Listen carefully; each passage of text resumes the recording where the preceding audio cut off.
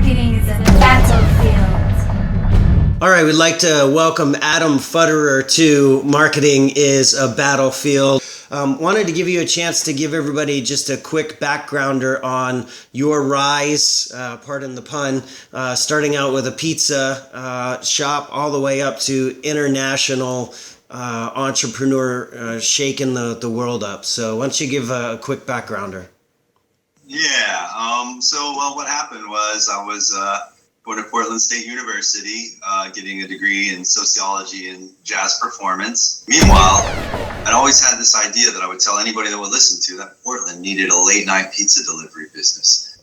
There wasn't one. Nobody was doing it. And this is a town where everybody stays up till 4 a.m. and they're all hungry when they leave the bar. And I just kept looking around, wondering why somebody wouldn't do it. And then just decided to. As you know, Portland is a brunch town. If there ever was one, any great brunch restaurant is going to have a long line and is going to be successful.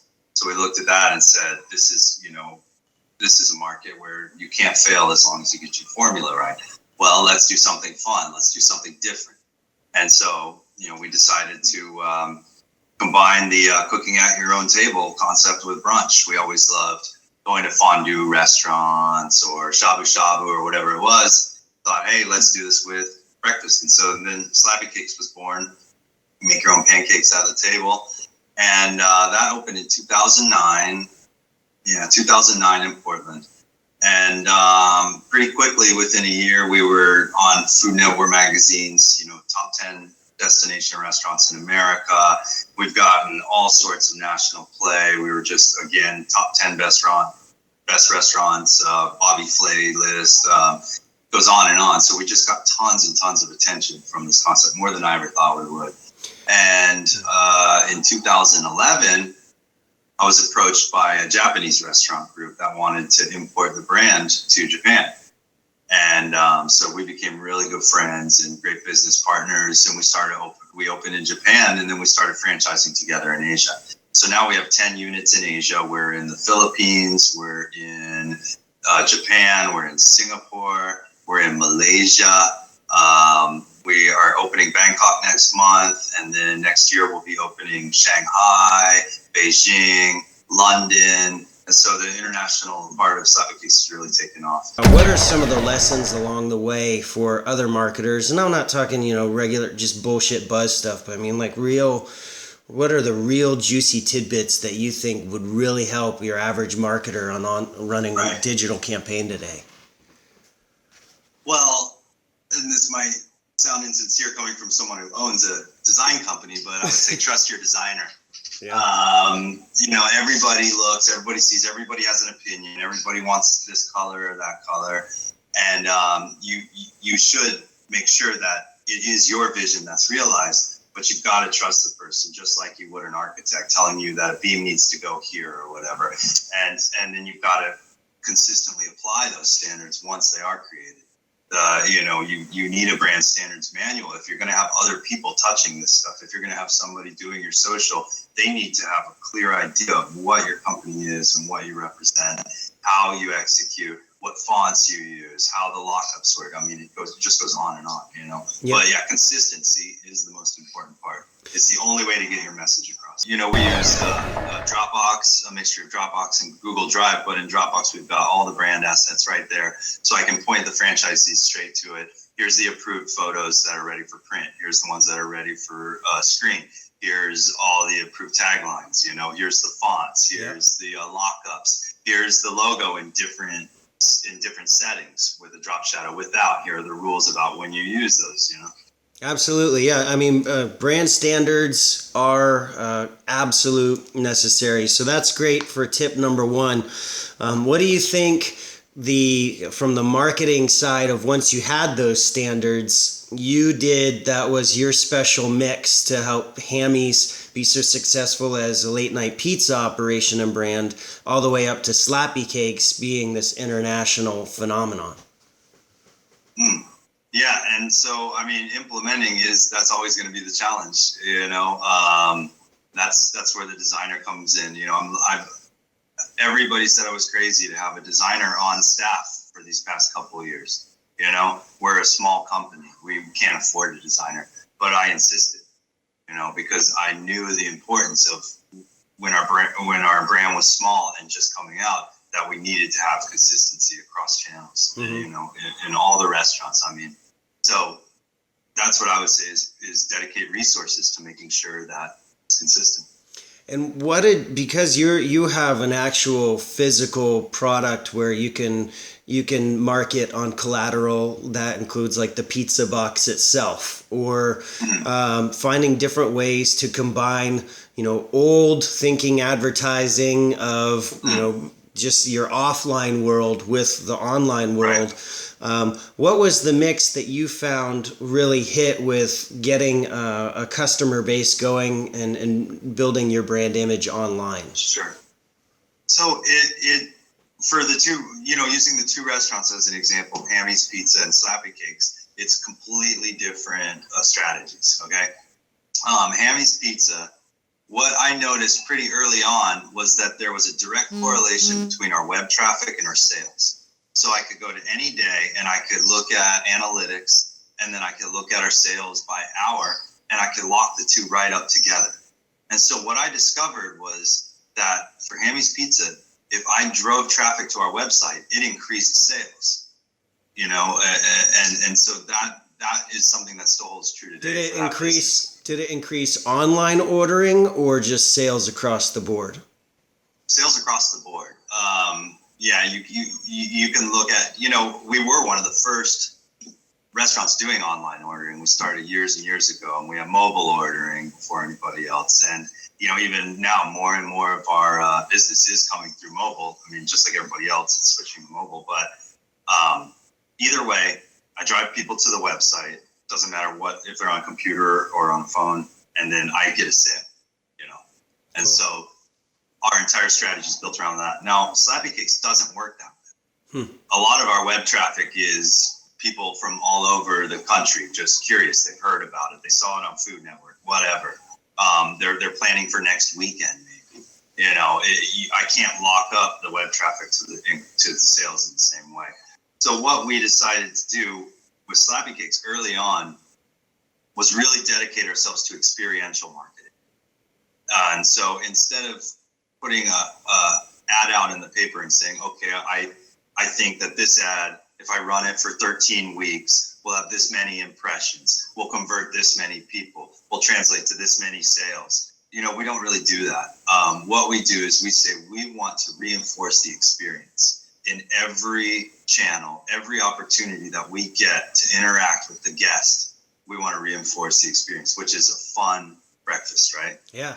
And so that's what we do. We do it in the restaurant. We do it in print some. We do it online. You know, whatever we're doing, we're just focusing on reinforcing the feeling that you get from the brand. And so for since they're two different businesses, let's say for a local retailer, you were using the lure of that experiential breakfast or brunch to get media and buzz around that brand versus an actual strategy of just driving web traffic for orders to your pizza place, right? That those are the two differences. Yeah, exactly. I mean, Slappy Cakes is a story that tells itself. You know, the camera loves the restaurant. The kids are there. They're making pancakes at their table. Everybody's having fun. It's a well-built environment that looks nice. So it really does lend itself to the press. We've actually not had to work very hard for any of this press. It just comes to us. And of the different ways that you market these businesses, have you set an actual mobile strategy to reach people on mobile versus just a social media strategy, knowing that people access it? For instance, do you have an app for either stores? Do you take advantage of things like push notifications, any of that kind of marketing? You know, we used to have an app for Slappy Cakes, and it just really wasn't delivering. It didn't really offer anything new to the customer, and over the regular website experience, you mean? Yeah. I mean, we rebuilt our website a couple years ago, about a year and a half ago, 2 years ago, we rebuilt our website and made it responsive. So it looks beautiful on a phone and a screen, at this point. So there's really no need for us to have an app. And we don't, our social program, to be honest, is a little bit in disarray because Facebook changed their algorithm, last year and just changed everything. And so the kind of exposure we were getting for Facebook, I'd put a post up and get, 3,500 people in liking it, now it's 12, right? And even the pay to play doesn't work the same way that it used to. I mean, I do use paid advertising on Facebook, but we're migrating away from it a little bit and really focusing on Instagram more these days. That's where we're seeing the experiential action. Yeah. But what we're finding is, our customer base, or anyway, the people who interact with us on social media are 80% women, okay, for Slappy Cakes. And it skews a little bit older on Facebook. That's, 35 to 45, and then it skews a little bit younger on Instagram. And so these are two different markets. I'm hitting the moms on Facebook. I'm hitting the millennials on Instagram. What are the things that you've done to hit it out of the park there to build community, for instance? You're obviously a lot of user generated. How do you encourage that? Yeah. I mean, we encourage it in the restaurant, #SlappyCakes. And then on our homepage, we have an Instagram feed at the bottom of the homepage. So guests know that if they #SlappyCakes, they can go to our website and see their picture there, right? Yeah. That's one way that we do it.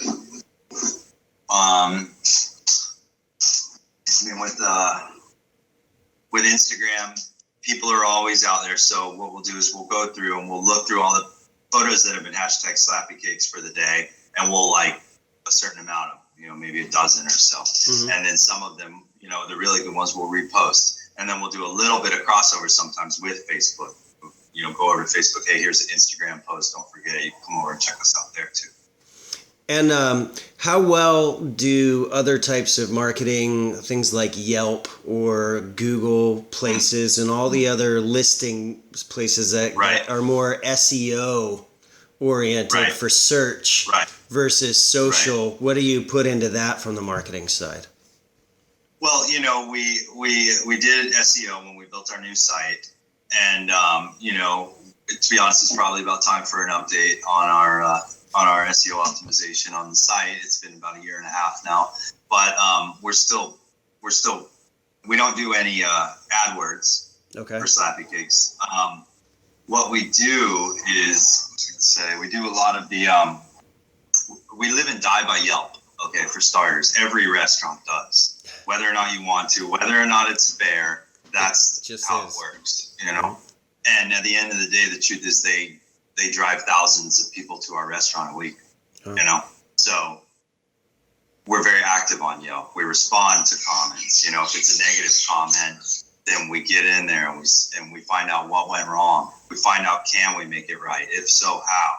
It's real active engagement with the people. And a lot of times they're surprised, the owners actually are reading this and now they're responding, And so, in all business, the truth is that when you have an upset customer, you have a real opportunity right now, because that person, if you make it right for them, they will become a fiercely loyal customer afterwards. And I've seen it happen over and over. We've turned upset guests into lifelong customers.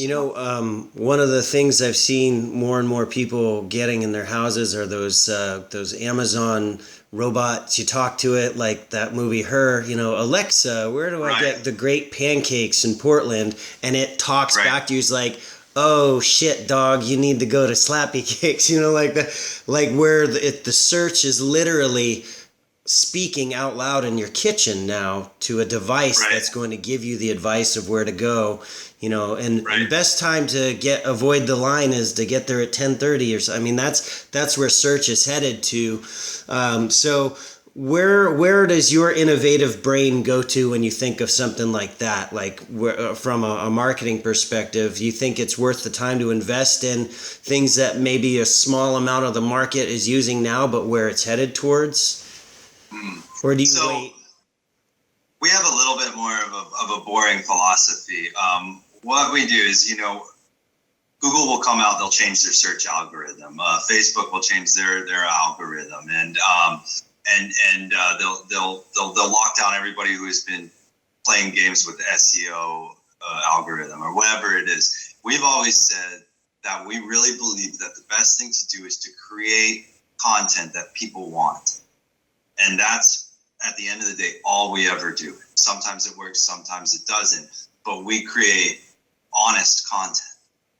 And so what happens is that we don't end up having to worry about all these tricks in the algorithm or how to fudge it or anything like that. We just stick with what we honestly know that our guests want, and then we put that out there, and then it works. I still read about how the algorithms are working or how to do SEO and everything. You can't ignore that stuff, but if that's your focus, you're going to lose sight of what's important, which is creating meaningful content. So in your one business for your experiential marketing, again, it's about showing the imagery of everybody having a really good time at brunch, making their pancakes at their table, versus Hammy's Pizza, which a coupon might move it more. You know what I mean? And It's about what's the deal on the pizza. I mean, because it's almost destination versus immediate. Just, man, I want a pizza. So really, just because you may be in the marketing gunner seat at social media, then it's also your responsibility to go and know your product, talk to the people making the product, and you have to basically think like a CEO behind that role. If you have to believe in the product, yeah. I mean, that's the only way you're going to get real inspiration or come up with cool, good ideas. Yep. For me, anyway. I've never been able to have cool ideas about something I didn't stand behind. Killer. Adam Fuderer, CEO, president of so many companies you wish that you owned. He knows what he's doing. Take his advice. Adam, thank you for your time on Marketing is a Battlefield. Thanks, Randy. And if anybody has any questions, feel free to email me at adam@heavyweight.us.